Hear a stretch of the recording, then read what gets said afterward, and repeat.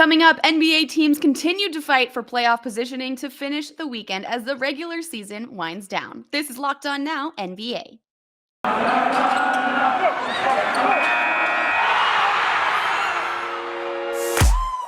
The biggest games, the best performances, expert analysis. You are Locked On Now. You're listening to Locked On Now, NBA, local experts on the biggest stories around the hardwood. I'm your host, Kim Becker, and thank you for making Locked On Now your first listen every weekday. Our Locked On NBA hosts are here to help break down everything from the night in basketball. The Celtics beat the Nuggets bad in last night's biggest game. The biggest game. The Boston Celtics jumped out to a lead in the second quarter and then had an easy run to the finish in Denver on Sunday. Locked On Celtics says everything was working for Boston as it jumped out ahead of the Nuggets and got another easy win. Hey there, John Corrales here from the Locked On Celtics podcast after Boston's 124 win over the Denver Nuggets. This one was just dominating from the second quarter on. The game started out well enough for the Denver Nuggets. This went according to script. I thought this was going to be play the Nuggets even with Jokic on the floor and then try to win the minutes that Jokic was on the bench, which was how the beginning of the game went. They played them dead even at the beginning of the first quarter. Jokic sat down. The Celtics went on a little bit of a run. Then Jokic came back and it looked like things might level off, but then Boston just took off. And from midway from the second quarter on till halftime, it was just a clinic. Every Celtics shot seemed to fall. Every defensive rotation seemed to end up with a stop. Everything worked for the Celtics. The ball was moving. It was just utter domination. And then after that, they just kind of cruised through the second half. The Jays, Jason Tatum, Jaylen Brown, 30 points each. They put up a combined 60 points on 23 of 36 shooting, 9 of 16 from 3.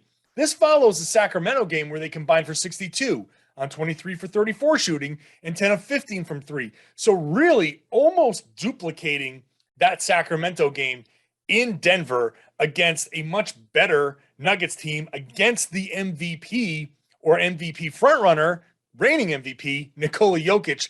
The Celtics frustrated Jokic. They were really great in that second quarter, getting the ball out of his hands. He just did not look like his normal self. Celtics defense was on point. Celtics offense, the ball was popping. They really had everything working. 29 assists. When you get Tatum and Brown shooting the way they did and combining for 60 and 29 assists, you're just not going to beat the Boston Celtics, who are rolling again. 3-0 on this road trip, which was a pivotal road trip. Coming into this, I thought maybe split. 3-1 would be a really good trip. Now they head into Oklahoma City with the possibility of sweeping this road trip. One of the hardest things for Celtics fans, I think, has been to come around that this team is really good. And forget the first couple months of the season. This team is just good now. Things have started to work. I'm going to talk about this because there's a lot to talk about on the Locked On Celtics podcast. So make sure you're subscribed and watch the show on YouTube. Without Ja Morant, the Memphis Grizzlies still won big on the road last night against Houston. Locked On Grizzlies tells you who all chipped in with the star out to dominate the Rockets.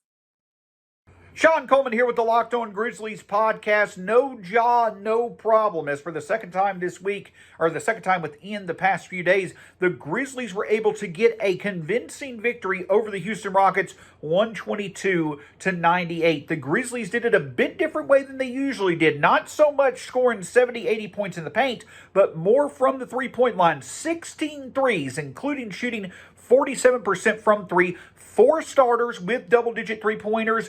DeAnthony Melton surpassed all with 4 off the bench. But the big storylines for the Grizzlies were being able, even though the Rockets stayed with the Grizzlies for much of the first half into the second half, getting a surge going, even without Ja Morant, in the third quarter to seal the game early. Plus, the ability to be able to utilize Desmond Bane as a playmaker. 24 points, 7 assists, 3 threes, 3 steals, an overall great game of activity. Dillon's best offensive game since he's come back off of injury, and of course, a very, very good game for DeAnthony Melton when it came to shooting the threes. All this leading up to what should be a very exciting time for the Grizzlies, with ESPN's full-day coverage coming up on Wednesday when it comes to the Grizzlies facing off against Kyrie Irving and Kevin Durant of the Nets. Obviously, we'll have all the excitement for you between myself and Michael Cole on the postgame edition of the Locked On Grizzlies, but plenty to look forward to after the Grizzlies get a convincing end to a 3-1 road trip before they start off a very difficult end of March into April that could define where their playoff positioning will be. This and much more on the postgame edition of the Locked On Grizzlies podcast. The Rockets lost. Not an unfamiliar feeling for Houston fans, but Locked On Rockets says this defeat was more than the better team winning. Houston just did not come out to play on Sunday. The Rockets get absolutely dismantled by the Memphis Grizzlies without Ja Morant. This was a tough game for the Houston Rockets. Lack of energy, lack of effort across the board. Christian Wood and Kevin Porter Jr. both getting pulled 4 minutes into the third quarter, much earlier than their usual substitution patterns by head coach Stephen Silas. Just not the right energy to start the second half of this game, and Stephen Silas wanting to send a message to his players in this one about the expectation that he has from them on the court on a nightly basis. The silver lining for the Rockets in this game, Alperen Sengun played out of his mind off of the Rockets bench, had multiple highlight level plays, multiple big time dunks, had a behind the back no look assist to Kevin Porter Jr. for an easy 2 at the rim. Alperen Sengun continues to be a walking highlight reel for this Houston Rockets team. We're going to break down all the angles from Sengun's impressive night as well as what went wrong for the Houston Rockets over at Locked On Rockets. The New Orleans Pelicans used a hot start to pick up a win on the road over the Hawks, and the victory also moves New Orleans up in the Western Conference playoff picture. Locked On Pelicans has the details. After a 117-112 win, the New Orleans Pelicans are in possession of the 9th seed in the Western Conference and on pace to host a home play-in tournament game. I'm Jake Madison, host of Locked On Pelicans and Locked On NBA. The Pelicans came out surging in the first quarter with rookie Herb Jones and Jose Alvarado all over the place, wreaking havoc defensively. The Pelicans grabbed 9 steals in the first frame en route to a strong 35-19 lead. Though Atlanta came back in the fourth quarter, it was Jose Alvarado again, an undrafted rookie, coming back into the game and coming up with big play after big play to close it out for a much-needed Pelicans victory. And that victory means the Pelicans are up to 9th in the West. It's an impressive turnaround for New Orleans given they started the season 1-12 and they've been without Zion Williamson all season long. You need to give a lot of credit to rookie head coach Willie Green, who's been able to get the most out of this group of players, including starting a rookie second-round pick and trusting an undrafted player like Alvarado to close out a much-needed win. So for more on the Pelicans and their chances in the play-in tournament, be sure to check out the Locked On Pelicans podcast. Coming up, Donovan Mitchell does it all against the Knicks. This is Locked On Now NBA. It is that time of year again as college basketball's tournament is finally upon us. From all the latest odds, contests, and player props, BetOnline.net is the #1 source for all of your sports betting needs and info. BetOnline remains the best spot for all of your sports scores, podcasts, and news this season. And it's not just basketball. BetOnline is continued source for all of your sports wagering information needs, including live betting and your favorite Vegas casino games. Head over to the website today or use your mobile device to learn more about the trends and action. BetOnline, where the game starts. Welcome back to Locked On Now NBA. I'm your host, Kim Becker, and thank you for making Locked On Now your first listen every weekday. Donovan Mitchell scored and did a whole lot more in last night's best performance. The best performance. Hold up. Mitchell did a little bit of everything for Utah last night, and the Jazz rolled over the Knicks in the Garden. Locked On Jazz tells you how Utah's star took over in New York. Donovan Mitchell shows on a homecoming with a monster night, leading the Jazz to their first win on a 6-game road trip. It's David Locke of Locked On Jazz. Donovan Mitchell tonight, 36 points, 8 rebounds, and 6 assists. After the Jazz trailed by 5 at the end of 1, they took over this basketball game with a combined effort. Jordan Clarkson and Donovan Mitchell doing the scoring without Mike Conley and Bojan Bogdanovic. Donovan actually came into this game scoring under 20 points a game against the Knicks. It was the only team in the NBA in which he averaged below 20. But tonight, in his hometown, he got it rocking. 2 monster dunks. He hit another 7 3-pointers. He's been shooting over 40% from three recently, over 50% on catch and shoot threes over the last 15 games. And he continued to be that awesome offensive player for the Jazz, who win it 108-93. For more, go to Locked On Jazz and the Locked On Podcast Network. The Knicks tried to make a comeback in the end, but just fell short. Locked On Knicks knows why and isn't happy about it, or how familiar these kinds of endings have been for New York. Well, that was just typically Knicks of the Knicks, and particularly Tom Thibodeau of Tom Thibodeau. The Knicks were on the comeback trail against the Utah Jazz at home, behind some of their younger players, Emmanuel Quickley and Obi Toppin in particular. And with about 5 minutes left in the game, Tom Thibodeau subs them out in favor of Julius Randle, Alec Burks, Evan Fournier, the whole starting lineup. And predictably, things did not go well for the Knicks, and they wind up losing 108-93 to the Jazz after surrendering a 15-2 run after that moment. And this is pretty much just what goes on for the for the Knicks these days. You know, their younger players seem more capped than ever in how long that Tibbs is willing to roll with them. Julius Randle was having a terrible game and finished with a terrible game, and also seemed to be kind of losing his cool. Got into it with Rudy Gobert after the game for pretty much no reason. And, you know, there was really no reason to put him back in the game when the younger players were rolling. Tibbs will probably say that he was trying to get them rest or something, but even earlier this season, he was willing to roll with those guys for whole quarters if they were playing better than the starters, which they were in this game. And yet in this particular game, for whatever reason, he decided he had to get those starters back in. So, story of the next season, just another loss. It's fine. Good thing the NCAA tournament's going on because there's something to watch and look forward to with the draft lottery coming up. So I'll have more for this game on Locked On Knicks later. When you're one of the worst teams in the NBA, losses start to become wins as you fight for draft lottery position. Oklahoma City picked up one of those defeats or victories, depending on how you want to look at it. And Locked On Thunder is here with the recap. I'm Rylan Stiles, and the Oklahoma City Thunder just had their best win of the season because it was a loss to the Orlando Magic.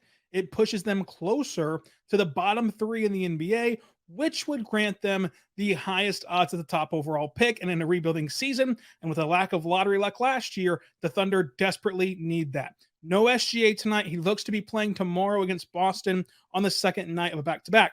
That was huge because this game was very close down the stretch, and SGA probably makes the difference and beats Orlando, which sends you down a spiral of the NBA standings. Find out more on today's Locked On Thunder podcast on Locked On Podcast Network, your teams every day. The Indiana Pacers got to come home after their arena hosted the NCAA tournament games over the weekend, and Indiana used the home fans to roll to a win over the Trailblazers. Locked On Pacers recaps a win with a highlight reel to match for Indiana. Pacers absolutely smashed the Portland Trailblazers 129-98 for a home win in Gainbridge Fieldhouse. I'm Tony East, the host of Locked On Pacers, here to break down the win for the Pacers.